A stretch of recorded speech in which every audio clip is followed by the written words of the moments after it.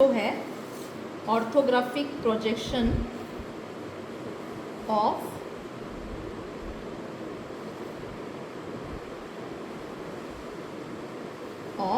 Square pyramid. ठीक है, orthographic projection of square pyramid हम लोग लेंगे। ठीक है, अब इसमें स्क्वायर पिरामिड का हमने एक छोटा सा बेसिक मॉडल बना दिया है। अगर आप स्क्वायर पिरामिड को देखने को ऊपर से सोचेंगे तो आपको ऊपर से क्या दिख रहा है, मुझे बताइए। स्क्वायर दिख रहा है, पर ये सिर्फ प्लेन स्क्वायर लगेगा, लग रहा है कि आपको नहीं, उसमें क्या दिख रहा है? हाँ, सेंटर में पॉइंट और लाइन। तो डेफिनेटली मेरा प्लान जो है वो उसी तरीके से बनेगा, इसको उड़ ना जाए वो देख लो। ठीक है, सो मैंने क्या किया, एग्जाम्पल के तौर पे हम वही सेम कोई भी आप एक साइज़ का ले सकते हैं, बट अभी स्क्वायर है तो इसको 1 2 3 4 5 का ले रही, समझ लीजिए मैं 5 सेंटीमीटर बाय, इसको भी मैं प्रोजेक्शन लाइंस यहाँ तक के बना दे रही हूँ।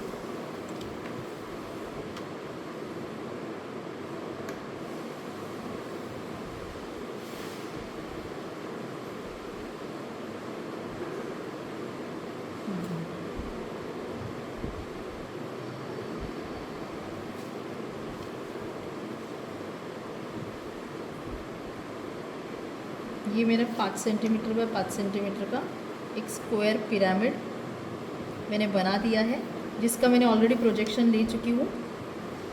इसका भी मैं एक प्रोजेक्शन ले रही हूँ और इसका भी मैं एक प्रोजेक्शन ले रही हूँ। अभी हम स्क्वायर पिरामिड को फिर से देखेंगे तो ये मेरा स्क्वायर तो बन गया है।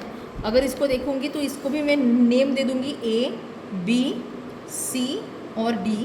अगर अच्छे से देखोगे तो यहाँ पे लाइन दिख रही, यहाँ पे लाइन दिख रही, यहाँ पे लाइन दिख रही, यहाँ पे लाइन दिख रही, मतलब डेफिनेटली अभी ये स्क्वायर पिरामिड है तो मैं 45 डिग्री से करती हूँ तो मेरे सारे लाइंस मैच हो जाएंगे। ये एक लाइन हो गई और साथ में ये एक लाइन हो गई, बराबर। और ये सेंटर जो है वो मेरा जो ऑब्जेक्ट है उसको अगर आप देखोगे सेंटर में हमने उसका नाम लिखा है O। तो ये बन गया मेरा प्लान। अब मैं क्या करूँगी, इसके प्रोजेक्शन स्टार्ट कर दूँगी। अगेन 45 डिग्री या फिर आप राउंडर से ले सकते हो। 45 सबसे ईजीएस्ट रहता है, इसलिए मैं 45 से कर रही हूँ। राउंडर में बहुत बार क्या होता है, आर्क लेना और वो सारी चीज़ें करना बहुत डिफ़िकल्ट हो जाता है। ठीक है, अब यहाँ पे एक और प्रोजेक्शन रह गया है, तो एक प्रोजेक्शन जो है वो है आपका सेंटर पॉइंट। ठीक है, हाँ, अब यहाँ पे भी हॉरिजॉन्टल में भी मुझे सेंटर पॉइंट लेना पड़ेगा, इसमें भी आपको प्रोजेक्ट करना पड़ेगा।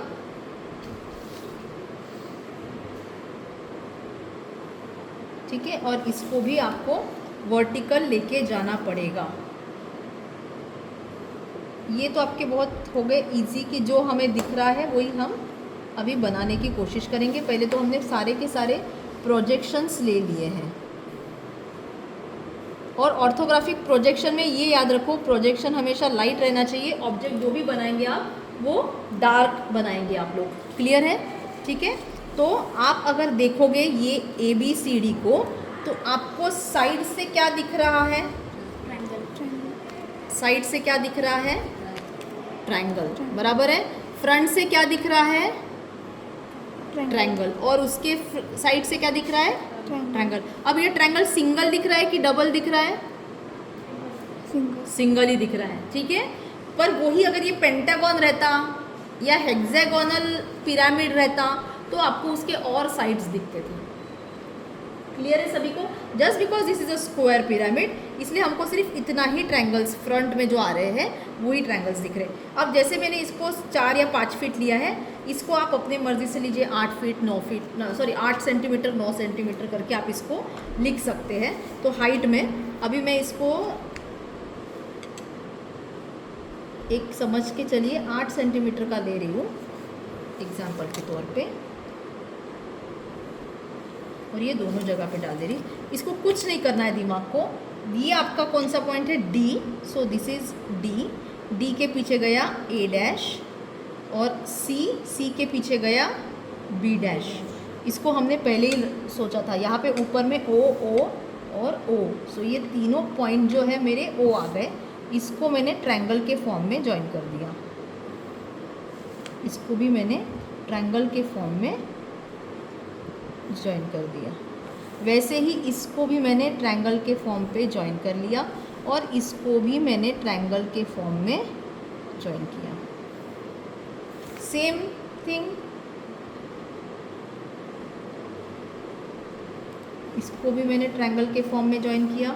सेम थिंग इसको भी मैंने ट्रायंगल के फॉर्म में ज्वाइन किया।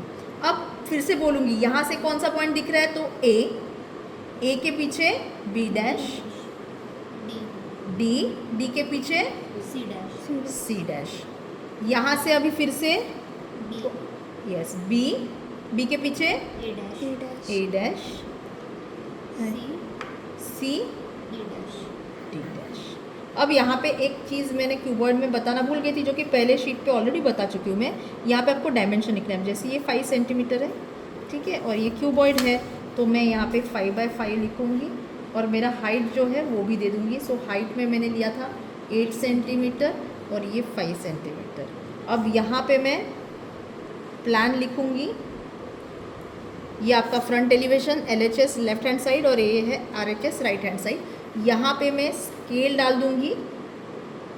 स्केल फैक्टर आ रहा है हमारा 1:1, क्योंकि एग्जैक्ट हम ले रहे हैं। और ऑल डायमेंशन जो भी आप दे रहे हैं, mm में दे रहे हैं, फीट एंड इंचेस में दे रहे हैं, सेंटीमीटर में, all dimensions are in centimetre. आप इसको 50 mm भी लिख सकते, फिर यहाँ पे mm लिखना पड़ेगा।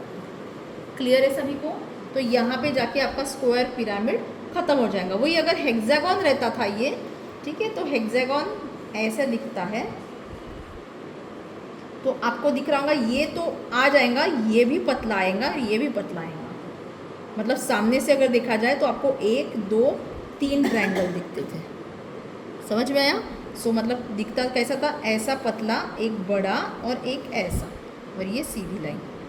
ये तिरछी लाइन नहीं बनती थी क्योंकि ये 2D इमेज है। सो हेक्सागोनल रहता था, but just because this is a square, हमको सिर्फ ट्रायंगल दिख रहा है। क्लियर है सभी को? कोई भी ऑब्जेक्ट पूछा गया तो आप लोग उसी तरीके से ड्रॉ करना है, ठीक है।